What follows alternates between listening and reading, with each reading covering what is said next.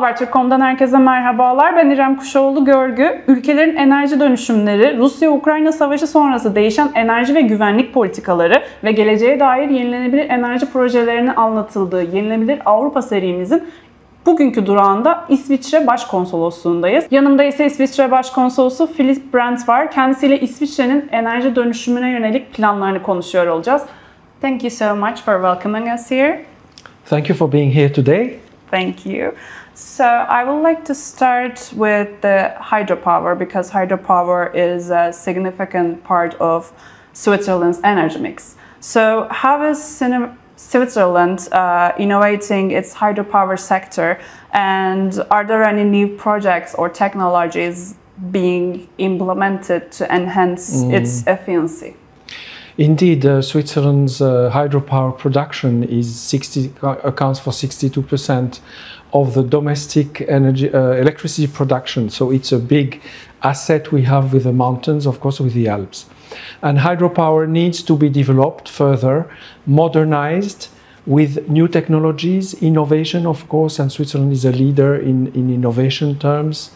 And it also goes through new projects, building new modernized plants, but also new technologies like touching the turbines, which can provide a more flexible production tool, actually. Participation in some other international projects, like European projects, allows us, of course, to boost the modernization of our hydropower tools. And what role does research and development play in Switzerland's approach to renewable energy? And how is the government supporting innovation in this sector? Indeed, research and development is an extremely important tool, not only in the energy sector, but in general. And it is a very important tool for the Swiss government. So we have, for instance, a national agency called InnoSwiss, which can fund and support startups, for instance, with which launches research in projects aiming at improving energy efficiency and renewables. It also gives incentives to companies, with also tax cuts when necessary. So research and development is certainly one of the most important tools we have. And did Switzerland's approach to renewable energy and green transformation evolve in response to Russia and Ukraine war? And what specific measures has Switzerland taken to enhance its energy security?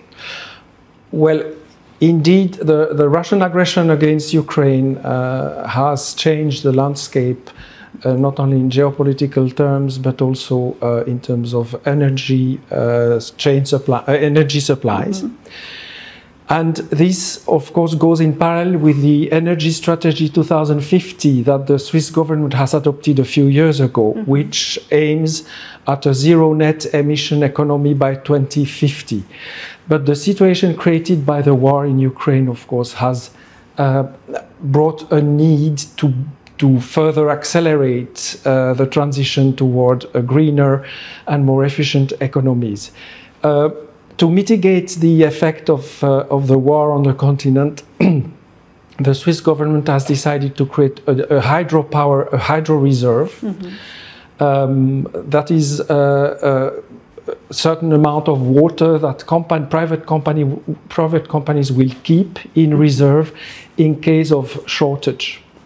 That's one example of what the government has decided to do, but also to build a reserve plant, if you like,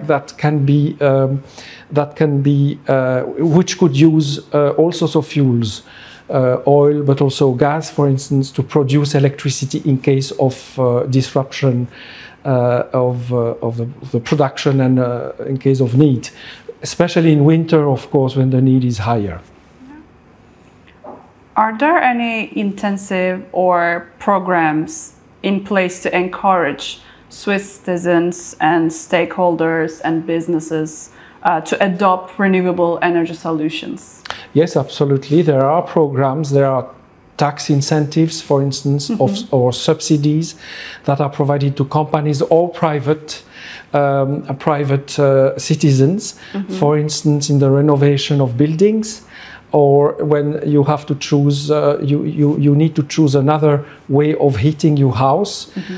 If you choose a greener way, a greener tool, of course you will get some support in this respect. That's great.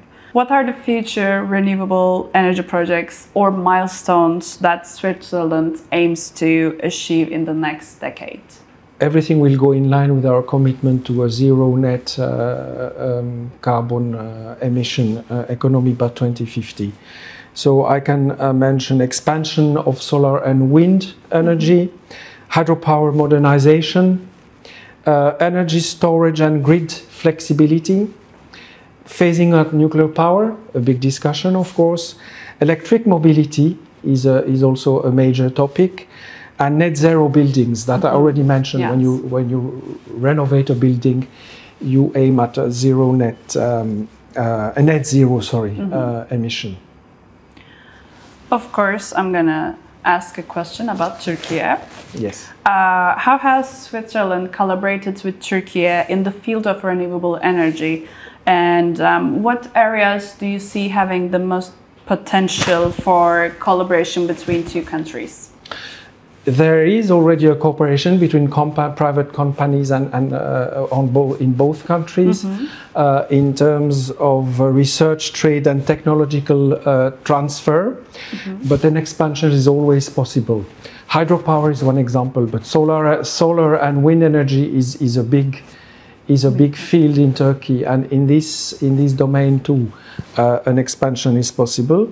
Research and development is another example where there is cooperation, but it could be boosted. We have excellent technical institutes in Switzerland. I'm thinking of the École Polytechnique Fédérale de Lausanne, for instance, and there is one in Zurich. That are very strong in research and development. And hydropower, I mentioned already, is another field. Now, for the future, you could think of solar and wind energy. Again, that could be promising fields of development. Energy efficiency and smart cities. How you manage a city in a greener fashion. And electric mobility. And lastly, which this question wasn't on my list, but it's something I'm very curious about, it's the Swiss Day. You're making Swiss Day Istanbul event in September again this year. What can we expect in this event, and what kind of experiences await the people who come to the event? Yeah, the Swiss Days in Istanbul are being organized for the last 3 years. This is the third edition, which will take place on 20th and 21st September. It is organized jointly by the General Consulate, the Swiss Chamber of Commerce, and the Swiss Business Hub, which is based here in the consulate. The motto of these Swiss Days is this year, Design Your Future Path, Education, Experience and Career. The aim is to provide a platform for young people in Turkey to give them ideas, if you like, for their future career. There will be stands with companies and institutions that could also answer some questions from young Turkish public about the future and what they could do, following perhaps an example of what we did in Switzerland. And there will be a high-level career panel discussion. There will be Swiss gastronomy. There will be music. It will be a very nice event. It's great. Thank you so much once again for welcoming us here and answering these important questions. Thank you to you. Thank you.